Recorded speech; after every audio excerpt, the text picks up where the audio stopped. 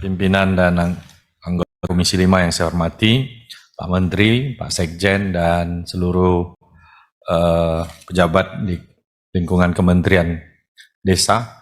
Selamat kepada Kementerian Desa, Wakil Menterinya jadi Menteri. Nah, itu dulu. Wakil Menterinya jadi Menteri ATR BPN ya. Menterinya jadi Wapres sampai. Menko Info, sorry. Baik, Pak Menteri, selalu menarik ini untuk membahas tentang desa. Kebetulan saya masih tinggal di desa nih Pak Menteri.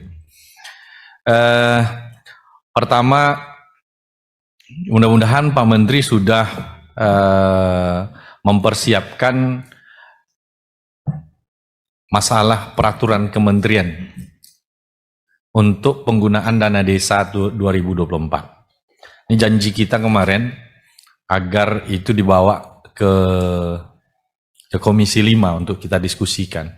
Sehingga teman-teman kepala desa tidak ngadu ke kita tapi barang itu udah jadi gitu. Jadi kemudian berharap agar peraturan ke depan itu adalah sesuai dengan aspirasi teman-teman kepala desa yang mereka sampaikan juga, kemudian kemarin ditampung dalam rancangan revisi Undang-Undang Desa.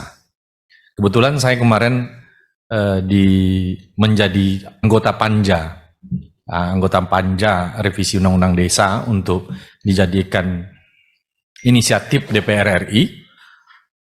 Saya tidak tahu, katanya diupayakan untuk ketok palu di tahun ini, mudah-mudahan saja.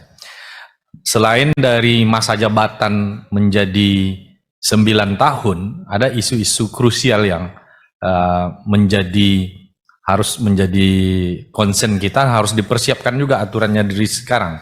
Ini tidak harus menunggu harus menunggu ketok palu penetapan RUU-nya. Yaitu tentang kemandirian desa, Pak. Mandirian desa dalam mengelola dana desanya. Yang dimaksud di sini adalah silakan kementerian ini yang pusat, pemerintah pusat untuk membuat program-program, tapi jangan dipatok persentasenya. Ini yang selalu kita diskusikan. Silakan, bahwasanya misalnya dana desa ini bisa digunakan untuk ketahanan pangan, bisa digunakan untuk apa, tapi jangan pernah dipatok dibuat 20%, 40%, dulu 25% gitu. Saya setuju Pak, bahwasanya supaya apa? Karena masing-masing desa punya karakter yang beda-beda Pak. Nah kalau kita lihat Kementerian Desa ini kan sebetulnya kalau dilihat anggaran di sini kan kecil. Cuma kita membangun desa itu kan dengan dana desa yang kita kucurkan. Dan kita ingin dana yang kita kucurkan yang hampir 70 triliun ya, itu adalah memang betul-betul bisa mengangkat desa-desa kita itu menjadi desa-desa yang maju, desa mandiri Pak. Dan itu tentunya gawenya adalah Kementerian Desa. Nah, maka dia akan berefek kalau memang sesuai dengan kebutuhannya Pak. Nah, saya contohkan kemarin, kita membuat aturan ketahanan pangan ya. Ada Pak desa Pak, ketahanan pangan itu, dana untuk ketahanan pangan itu adalah dengan cara membeli ayam. 1 ekor ayam dikasih setiap rumah 1 ekor ayam. Saya bingung, nggak bisa mencerna itu ketahanan pangan itu apa maksudnya. Kalau dengan cara membeli ayam, gimana nih pendamping desa mentafsirkan? Itu jadi konsumtif jadinya. Kemudian tidak ada ketahanan pangan, malah beli ayam, kasih dimasak. Kalau 1 ayam mana bisa dipelihara? Nah, jadi maksud saya Pak, sebetulnya kalau kita lihat di bawah, masyarakat nggak butuh itu gitu. Jadi silakan nanti dibuat programnya, tapi jangan patok harus desa ini melakukan ini. Makanya selalu saya sampaikan kemarin juga pas kami membahas RUU itu, ada desa yang sesungguhnya ketahanan pangannya sudah bagus Pak. Nggak perlu lagi mereka, karena itu adalah sudah lumbung pangan. Nggak harus lagi mereka harus mendorongnya melalui dana desanya. Sudah bagus ketahanan pangannya. Kemudian banyak desa-desa itu masalah infrastrukturnya sangat butuh sekali, Pak. Saya ke Inhil, Kabupaten Inhil itu, Pak, itu butuh jembatan, butuh jalan, seminisasi. Itu parah sekali, Pak. Itu masih banyak desa yang tidak masuk mobil, Pak. Masih banyak desa yang jalannya itu pakai tumpuk kelapa-kelapa, nggak bisa diseminisasi. Kenapa? Karena dana desanya terkuras untuk yang tadi dipatok-patok persentase itu. Nah, jadi mohon ke depan 2024 tidak ada lagi dipatok persentasenya, dibuat minimal sekian, maksimal sekian. Kemudian yang kedua saya usul juga, itu kemarin pembelian lahan, Pak, kalau bisa di lahan persawahan khususnya, lahan sawah. Jadi begini, ada kasus. Ini kan menurut aturan kita, sawah yang ada itu tidak boleh dialihfungsikan. Nah, sawah ini pemiliknya dulu petani, tetapi sekarang keturunannya tidak ada lagi jadi petani, Pak. Sawah itu nganggur.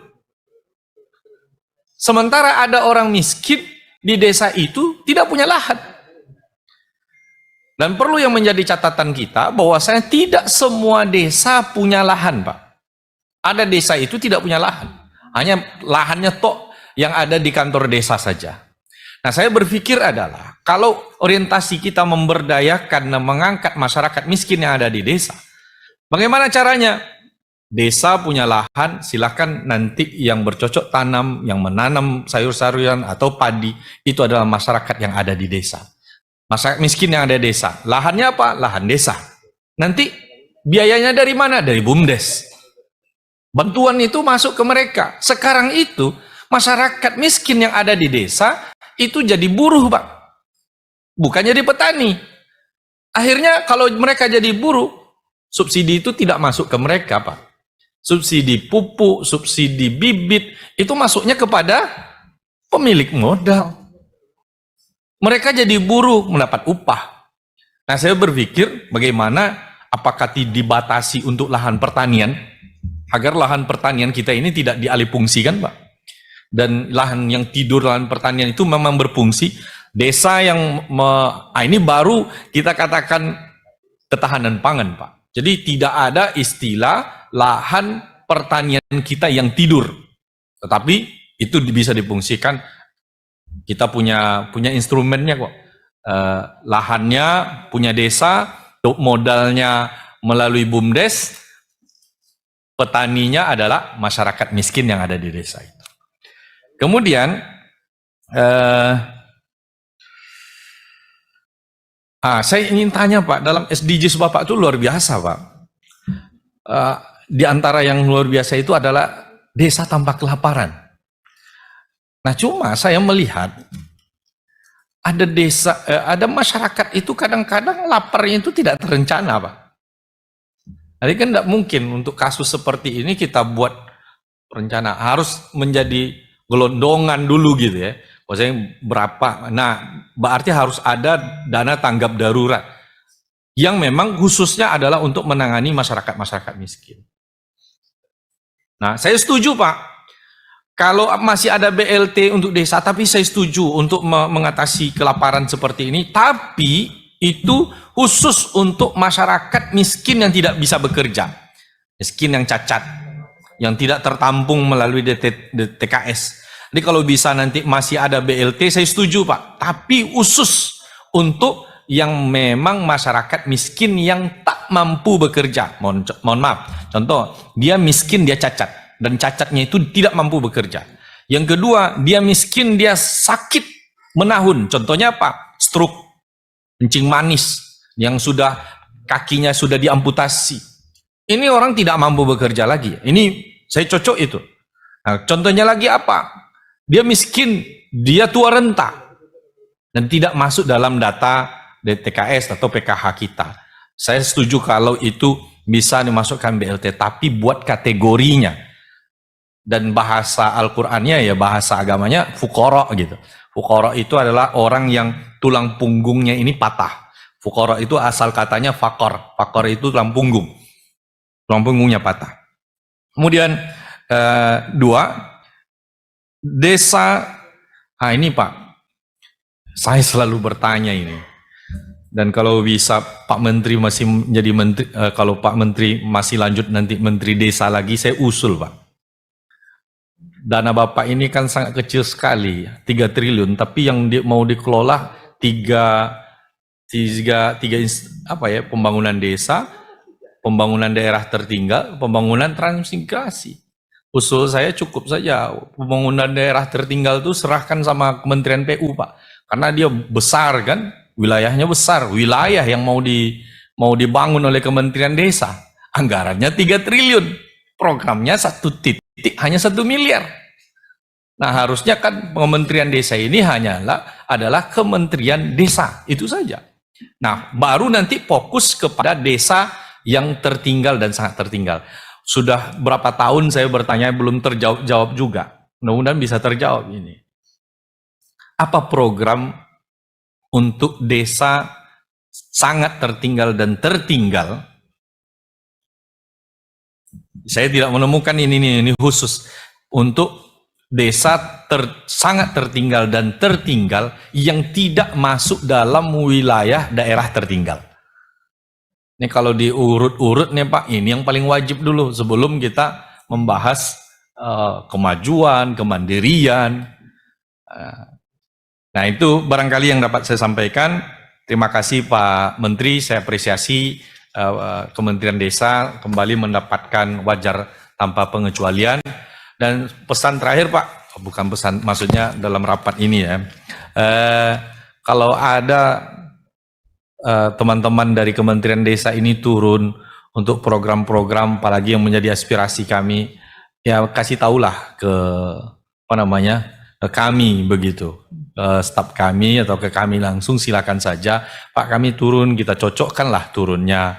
Jangan pula nanti kita yang bawa aspirasi tetapi ada lagi yang mengklaim atau yang turun menemani. Karena turunnya Kementerian Desa, kami tentu memiliki nilai, sebuah nilai itu Pak, membuktikan bahwasanya betul ini aspirasi dari kami Komisi 5. Terima kasih. Assalamualaikum warahmatullahi wabarakatuh.